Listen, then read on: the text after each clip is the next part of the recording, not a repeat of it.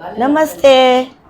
मैं Mridula Saxena holistic living में आप सभी का हार्दिक अभिनंदन करती हूँ। तो पुनः प्रस्तुत हूँ एक नई और रोचक जानकारी के साथ।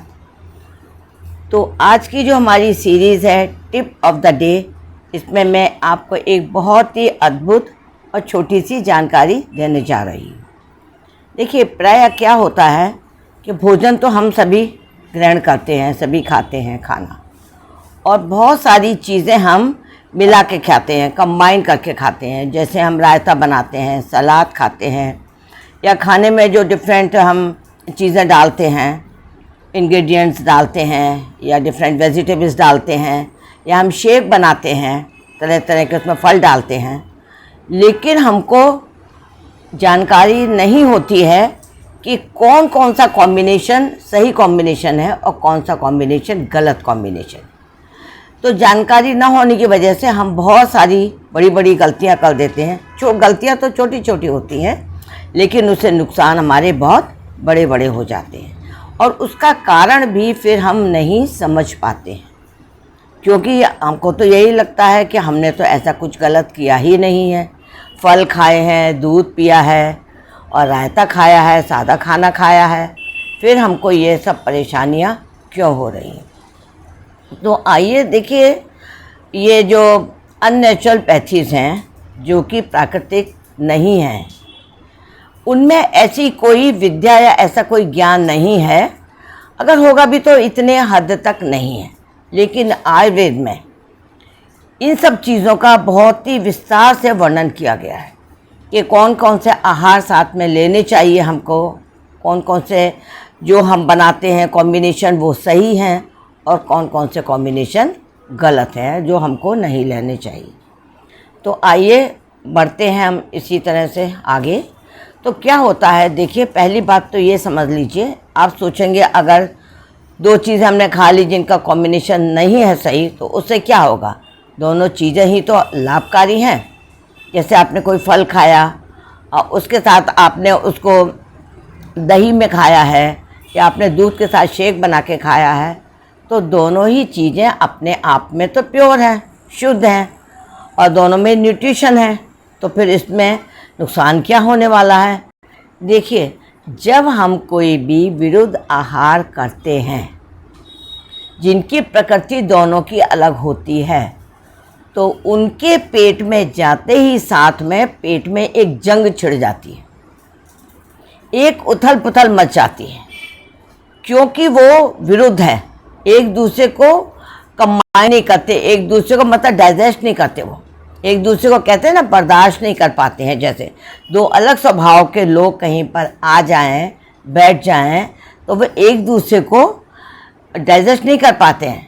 मतलब उनको जो है वो कुछ ना कुछ, उनमें चाहे दोनों ही अपनी जगह सही हैं, लेकिन उनमें कुछ ना कुछ कंट्रोवर्सी चलती रहती है, क्योंकि वो दोनों एक दूसरे को डाइजेस्ट नहीं कर पाते, यानी कि वो उन दोनों का तालमेल आपस में नहीं है। तो आइए मैं आपको एक ऐसी जानकारी देने जा रही हूँ जो मैंने देखा है कि कम से कम 70 से 80%, 70 to 80% लोग इस कॉम्बिनेशन को खाते हैं, क्योंकि जानकारी का अभाव है कि ये कॉम्बिनेशन बहुत गलत है। इस कॉम्बिनेशन को हम कभी ना बनाएं।